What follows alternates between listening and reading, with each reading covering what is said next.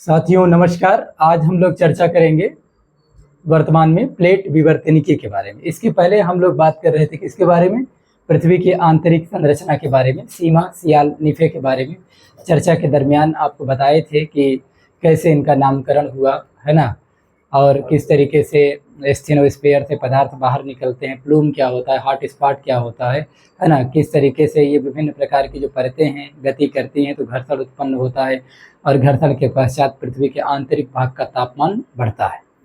इन सब पर आपसे चर्चा किए थे। इसके साथ ही साथ घनत्व, द्रव्यमान, दाब, इन सभी की भी बात किए थे। अगर आप लोग पिछला लेक्चर नहीं देखे हैं तो उसको जा करके देख लीजिएगा। और आज बात करेंगे हम लोग प्लेट विवर्तनिकी के बारे में, यानी प्लेट टेक्टोनिक के बारे में। क्या बात करेंगे? प्लेट विवर्तनिकी।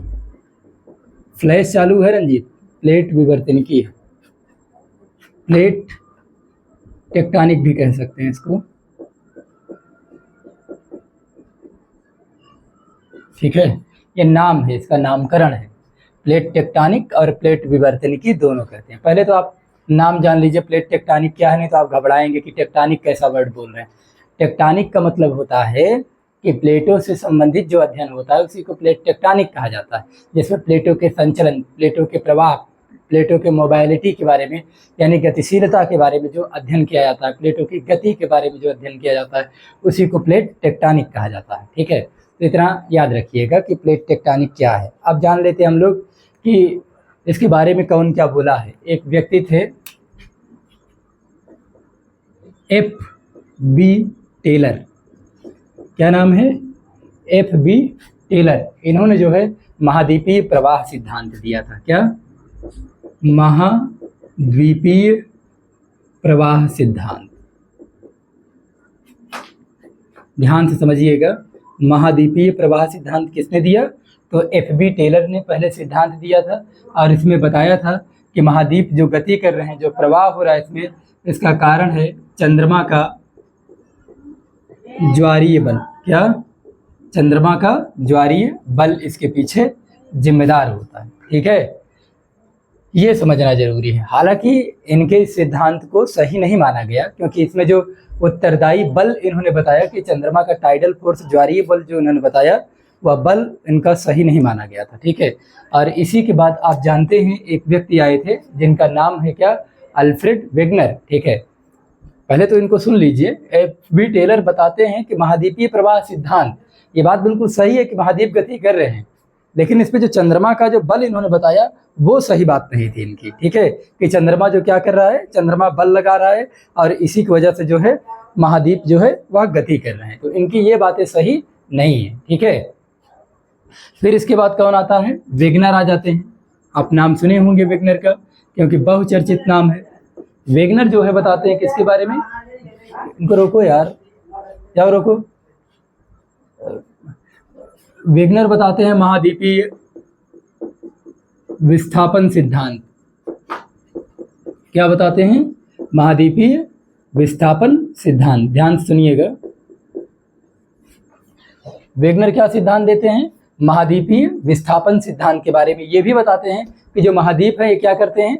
गति करते हैं। इन्होंने क्या किया, बताया कि चंद्रमा का ज्वारीय बल तो लगता ही लगता है। क्या? चंद्रमा का ज्वारीय बल। लेकिन इन्होंने अपनी एक बात इसमें ऐड कर दिया, और क्या?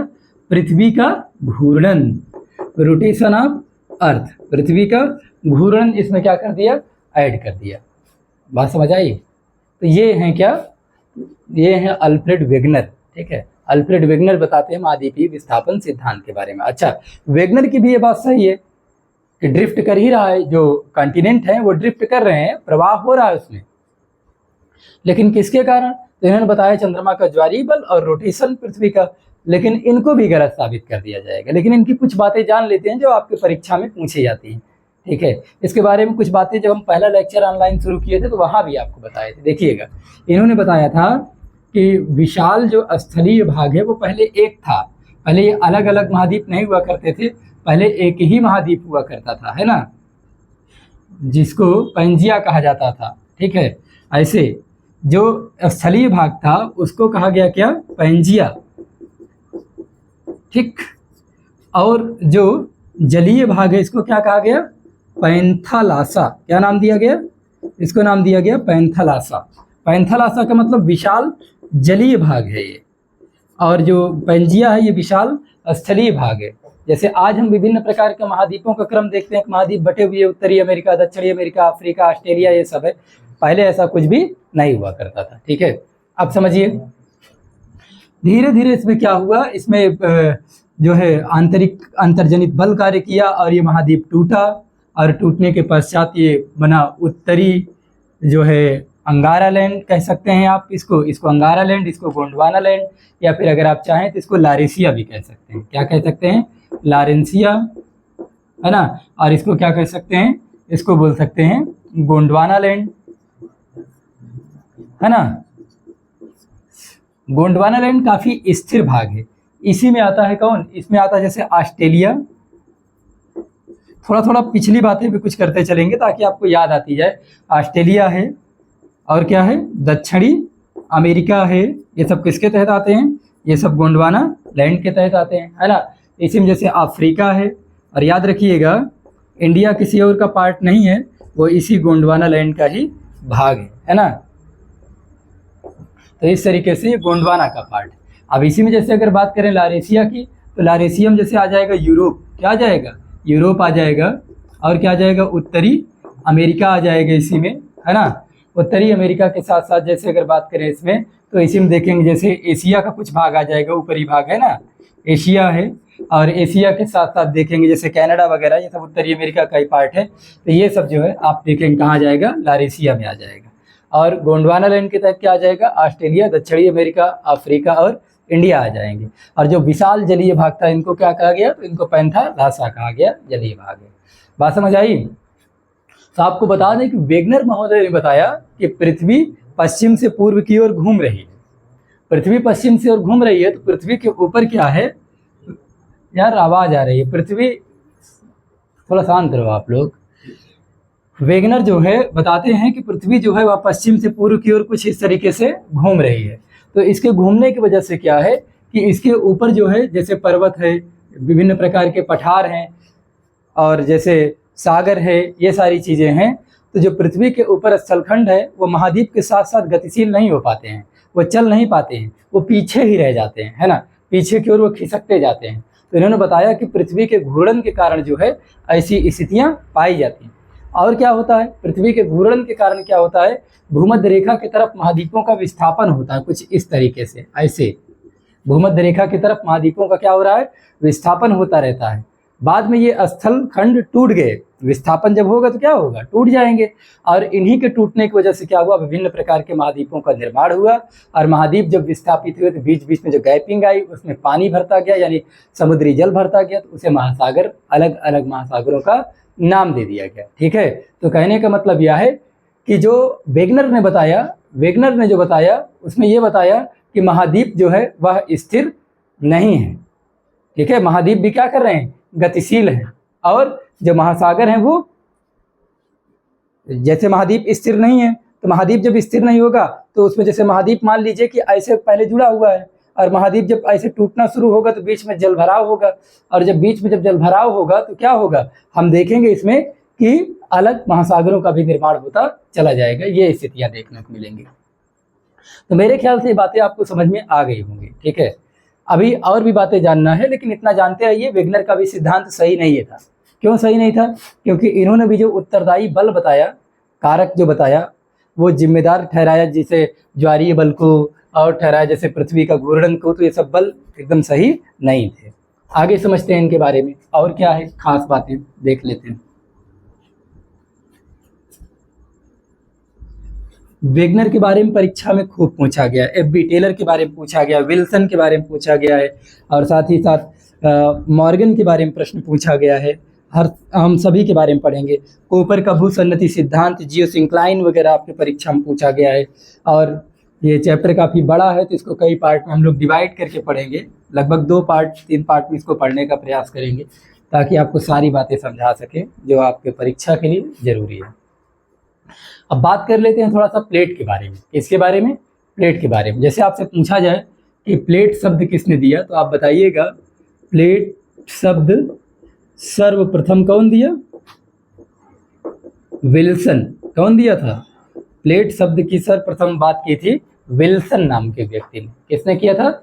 विल्सन। और अगर यहीं पर बात कर लिया जाए जैसे कि टेक्टोनिक शब्द, किसके बारे में? टेक्टोनिक शब्द, याद रखिएगा टेक्टोनिक शब्द दिया था कौन? तो आप बताएंगे मॉर्गन। कौन? मॉर्गन नाम के व्यक्ति ने टेक्टोनिक शब्द दिया था। ठीक है, इस तरीके से। और एक व्यक्ति थे हैरी हेस। क्या नाम था? हैरी हेस। खूब परीक्षा में पूछा गया यहाँ से प्रश्न। इन्होंने अपना सिद्धांत दिया था, इनका नाम है सिद्धांत का सागर नीतल प्रसरण सिद्धांत। कौन सा सिद्धांत दिया? सागर नीतल प्रसरण सिद्धांत। ठीक है, सी फ्लोर स्प्रेडिंग जो है वो दिया था कौन? हैरी हेस ने। तो एग्जाम में आज वर्तमान में अगर देखा जाए तो सबसे ज़्यादा जो सिद्धांत जो चर्चा में रहता है वो कौन सा? हैरी हेस, क्योंकि सही सिद्धांत इन्होंने दिया था। इन्होंने क्या बताया? जैसे देख लीजिए यहाँ पर हम ऐसे कुछ समझा रहे हैं आपको। मान लीजिए यह सागर है, तो ऊपर ऐसे जल भरा हुआ है, तो इसको क्या बोलेंगे? इसको बोलेंगे हम लोग सागर तल। क्या बोलेंगे? समुद्र तल बोलेंगे इसको, समुद्र तल, या फिर इसी कह सकते हैं सागर तल। ठीक है, और नीचे की तरफ क्या है? अगर बॉटम में आएंगे तो आप देखेंगे तो इसको बोलेंगे सागर नीतल बोलेंगे। इसको क्या? सागर नीतल बोला जाता है। बात समझ आई? ये है, कहानी को थोड़ा सा समझिए। हैरी हेस ने बताया कि सागरों का नीतल बढ़ रहा है। क्या बताया? हैरी हेस ने बताया कि सागर का नीतल बढ़ रहा है। ठीक है, यानी कि जो निचला भाग है उसमें प्रसार हो रहा है। ठीक है, तो कहने का मतलब यह है कि यहीं से जन्म लेता है प्लेट टेक्टोनिक सिद्धांत। जब हैरी हेस ने यह बता दिया कि सागर के नीतल का निचले भाग का लगातार क्या होता जा रहा है? प्रसार होता चला जा रहा है। उन्होंने प्लेट टेक्टोनिक सिद्धांत नहीं दिया हैरी हेस ने, लेकिन यहीं से फिर जो है बातें खुलना शुरू हो जाएंगी, प्रारंभ हो जाएंगी वो सारी बातें आना। समझ रहे हैं? तो यहीं से प्लेट टेक्टोनिक के संदर्भ में जितने संदेह हैं वो सब स्पष्ट होते चले जाएंगे, और ये पता चलता जाएगा कैसे जो है टेक्टोनिक में बल कार्य करता है, कैसे पृथ्वी टूटी, उसमें कौन कौन से बल उत्तरदायी थे, कैसे जो है नवीन वलित पर्वतों का निर्माण हुआ, कैसे पठार का निर्माण हुआ, ये सारी चीज़ें स्पष्ट होती चली जाएंगी। बात समझ आई? तो ये हैरी हेस ने समझाया था। ठीक है, तो इसमें और क्या बातें थी, प्लेटें कैसे टूटती हैं उनके बारे में भी थोड़ा सा देख लेते हैं कि प्लेटों में विभंजन कैसे होता है, ब्रेकिंग फोर्स कैसे कार्य करता है, कैसे प्लेटें टूट जाती हैं, इन सबको भी समझते हैं। आप चाहे जियोग्राफी से बीए एमए कर रहे हों, या फिर आप चाहे सिविल की तैयारी कर रहे हों, या फिर आप वनडे की तैयारी कर रहे हों, हम हर लहजे से जितना ज़रूरी है वो सब कुछ पढ़ा रहे हैं। आप देखिएगा सारे फैक्ट आपको यहाँ मिलते चले जाएंगे। हाल फिलहाल में जितनी परीक्षाएं हुई हैं या फिर पहले जितनी परीक्षाएं हुई, आप देखेंगे सब कुछ मिलेगा, मैं गारंटी लेकर के कह रहा हूँ। ठीक है, और भविष्य में भी जितनी परीक्षाएं होंगी वो सब आपके इसी जितना लेक्चर बता रहा हूँ इसी में से पूछा जाएगा। बाकी आपको हम फिर से कह रहे हैं, एग्जामिनर की इतनी औकात नहीं है कि हम जितना पढ़ाएं उसके बाद कुछ पूछे। ठीक है, वो ऐसा कभी नहीं होगा, आप चाहे देख लीजिएगा। ये घमंड नहीं है, मेहनत बोल रहा है, समर्पण बोल रहा है, क्योंकि इतना डेडिकेशन है पढ़ाई के प्रति, है ना। ये अभिमान नहीं है, ये स्वाभिमान है, समझिएगा। जैसे मान लीजिए कि ये प्लेटें हैं, कोई एक प्लेट का हम ऐसे जिक्र कर रहे हैं कि ऐसे पृथ्वी के सतह पर, पृथ्वी के ऊपरी भाग पर एक प्लेट है ना। इसको आप कह सकते हैं लिथोस्फीयर। क्या कह सकते हैं? लिथोस्फीयर है, स्थलमंडल आप कह लें। फिर नीचे क्या है? नीचे है एस्थीनोस्फीयर। क्या है? एस्थीनोस्फीयर। ध्यान से समझिएगा, एस्थीनोस्फीयर को हिंदी में कहा जाता है दुर्बल मंडल, आपको पहले भी समझाए थे। और यहाँ पर ये पूरा क्या है? दुर्बल मंडल का विस्तार है मान लीजिए, और ऊपर क्या है? प्लेट है। ठीक, अब यहाँ पर कहीं कहीं क्या होता है कि रेडियो एक्टिव पदार्थों का जमाव ज़्यादा पाया जाता है। रेडियो एक्टिव पदार्थ कुछ ज़्यादा ही पाए जाते हैं।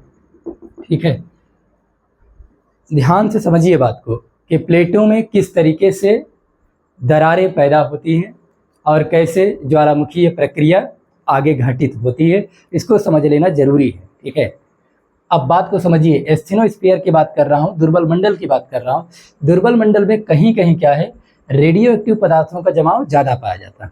और आपको पता है रेडियो एक्टिव जो एलिमेंट होते हैं उनके न्यूक्लियस यानी नाभिक का स्वतः जो है डीके होता रहता है, क्षय होता रहता है। और इनके नाभिकों का जब क्षय होगा तो इसमें विभिन्न प्रकार के रेडिएशन से निकलते हैं, यानी कि भूतापीय ऊर्जा निकलती है। और आपको बता दें कि ये जो भूतापीय ऊर्जा होती है इनकी वजह से क्या होता है कि अब देखिएगा यहाँ से पदार्थ कुछ इस तरीके से जो है ऐसे संवहनीय रूप में आगे बढ़ेंगे। संवहनीय तरंगे हैं ये सब कह सकते हैं आप, ठीक है। यानी कि ऐसे कन्वेक्शनल करंट्स घूमना शुरू हो जाएंगे, यानी कि जो मैग्मा चेंबर है इसमें जो है मैग्मा घूमने लगेगा। क्यों? क्योंकि ताप ज़्यादा है।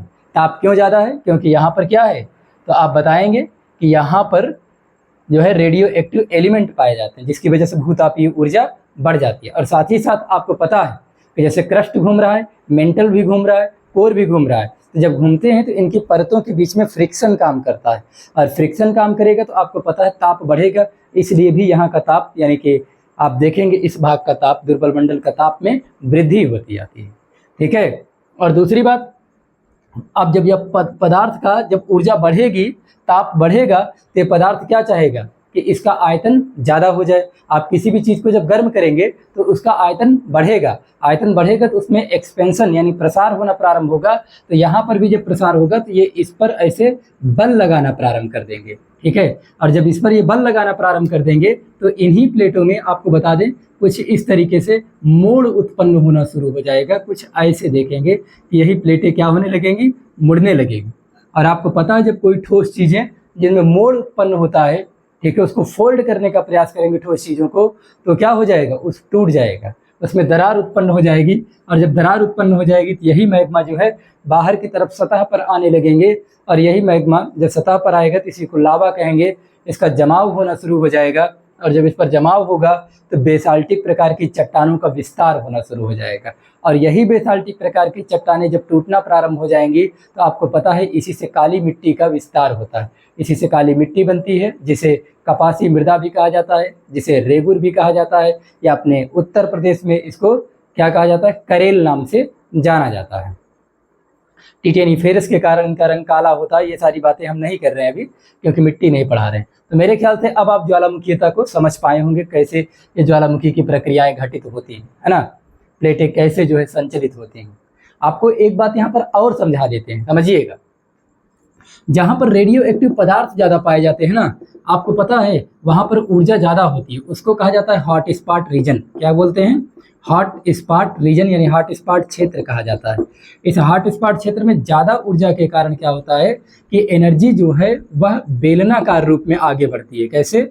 सिलेंड्रिकल फॉर्म में, बेलनाकार रूप में ऊर्जा ऊपर की तरफ ऐसे कुछ ऐसे इस तरीके से चलना प्रारंभ करती है। तो इसको बोला जाता है प्लूम। और यही प्लूम जब ऊपर चलेगा तो प्लेट पर धक्का लगाएगा, और जब धक्का लगाएगा तो प्लेटें अपने स्थान से हटेंगी, और हटेंगी तो वह उसी दुर्बल मंडल पर ऐसे तैरेंगी जैसे पानी पर नाव तैरती है, ठीक है। तो उसके बाद प्लेटों में संचलन होगा। तो प्लेटों में संचलन को हम 3 भागों में बांट करके पढ़ेंगे। एक, जब प्लेटें पास आएंगी, एक प्लेटें जब दूर जाएंगी, यानी एक दूसरे से दूर जाएंगी, यानी कि कन्वर्ज, डाइवर्ज और क्या, पैरेलल, समानांतर प्लेटें। 3 प्रकार के प्लेटों के बारे में पढ़ेंगे। इन प्लेटों के बारे में पढ़ें उससे पहले हम जान लेते हैं प्लेटें कितने प्रकार की होती हैं। आकार के आधार पर और प्रकार के आधार पर पहले हम प्लेटों को समझेंगे, फिर अगले लेक्चर में जानेंगे कि प्लेटों के संचलन से कैसे पर्वतों का निर्माण होता है, कैसे जो है महाद्वीपीय कटक का निर्माण होता है, और साथ ही साथ हम जानेंगे ज्वालामुखी और भूकंप के बारे में। नवीन पर्वत जितने भी हैं, जैसे हम जानेंगे हिमालय पर्वत के बारे में, रॉकी के बारे में, एंडीज के बारे में, ग्रेट डिवाइडिंग रेंज के बारे में और आल्पस के बारे में। सभी प्रकार के पर्वतों की श्रेणियों को हम लोग इसी में जानेंगे, क्योंकि इसी से इनका निर्माण हुआ है। जो पृथ्वी पर भूपर्पटी का निर्माण हो रहा है उसका भी कारण प्लेट टेक्टोनिक यानी प्लेटों का संचलन है। परंतु पहले हम प्लेटों के बारे में जानेंगे। आइए देखते हैं।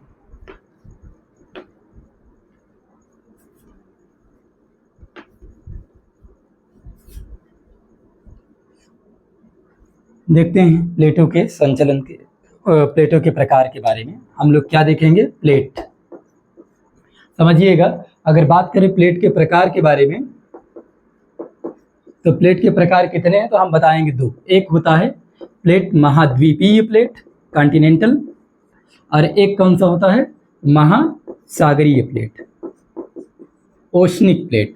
तो महाद्वीपीय प्लेट अलग होती है, ठीक है, पूरा लिख दे रहे हैं, महाद्वीपीय प्लेट एक, और दूसरा कौन सा होता है, ये महासागरीय प्लेट। देखिएगा, इनको हम चित्र बना के समझा रहे हैं। जैसे देखिए, यहाँ है कोई प्लेट, और इस प्लेट के ऊपर अगर कोई जैसे पूरा महाद्वीप ही फैला हुआ है तो इसे हम क्या बोलेंगे, महाद्वीपीय प्लेट। और जैसे मान लीजिए यहाँ पर हम एक प्लेट बना रहे हैं और यहाँ पर देख रहे हैं कि पूरा जो है महासागरों का विस्तार है, कुछ इस तरीके से, पूरी तरीके से महासागर है, तो इस प्लेट को हम क्या कहेंगे, महासागरीय प्लेट। और फिर एक प्लेट देखते हैं जिनमें महासागर और महाद्वीप दोनों पाए जाते हैं, कुछ इस तरीके से। पहले मान लीजिए महाद्वीप है और उसके बाद हम देखते हैं पूरा महासागर है, ये महाद्वीप, और यहाँ क्या देख रहे हैं, ओशन यानी महासागर। तब हम इस प्लेट को क्या नाम देंगे, क्योंकि यहाँ पर महाद्वीप महासागर दोनों है, तो ऐसे हम देखेंगे क्षेत्रफल किसका ज़्यादा है। जैसे यहाँ पर क्षेत्रफल महासागर का ज़्यादा है तो हम कहेंगे कि यह महासागरीय प्लेट है। इस तरीके से हम प्लेटों के बारे में अभी समझें, ठीक है। और आपको बता दें कि जो प्लेटें हैं वो कई प्रकार की हैं, है ना। उनमें जैसे अभी आपसे बात की है महाद्वीपीय प्लेट और एक बात की है महासागरीय प्लेट। ऐसे ही आपको बता दें कि प्लेट के बारे में जब बात करते हैं तो प्लेट के आकार के आधार पर प्लेटें बड़ी और छोटी दो प्रकार की होती हैं। प्लेट के आकार,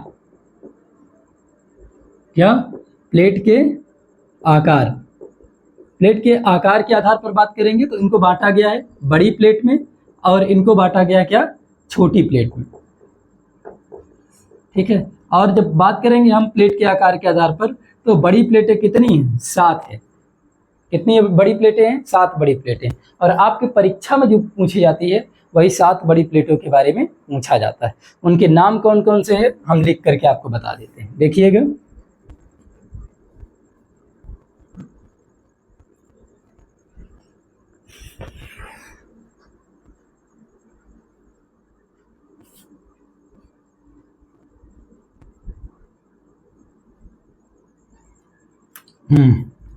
बड़ी प्लेटें, बड़ी प्लेटों में अगर बात किया जाए तो आपको बता दें, जैसे एक तो है उत्तरी अमेरिकी प्लेट,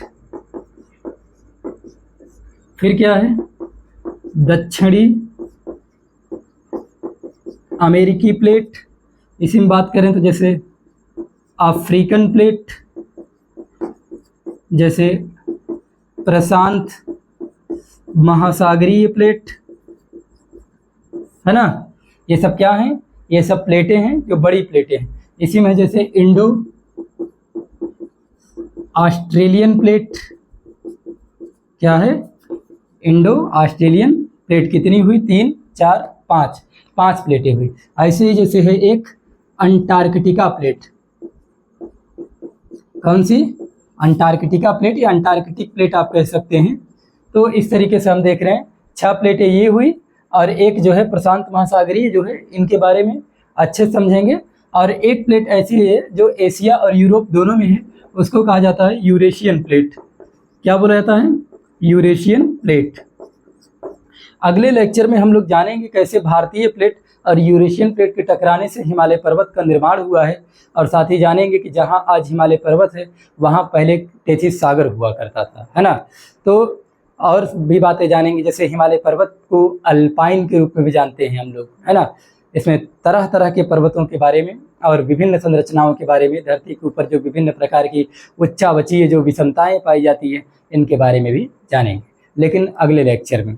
तो अगला लेक्चर जरूर देखिएगा, क्योंकि उसमें हम आपको बताएंगे प्लेटें कैसे संचलित होती हैं, कैसे प्लेटें एक दूसरे के पास आती हैं, कैसे एक दूसरे के दूर जाती हैं, कैसे प्लेटें एक दूसरे के ऊपर समानांतर रूप से जो है संचलित होती हैं, और इनकी वजह से कौन कौन सी घटनाएं होती हैं। आज इतना ही रखते हैं, थैंक यू।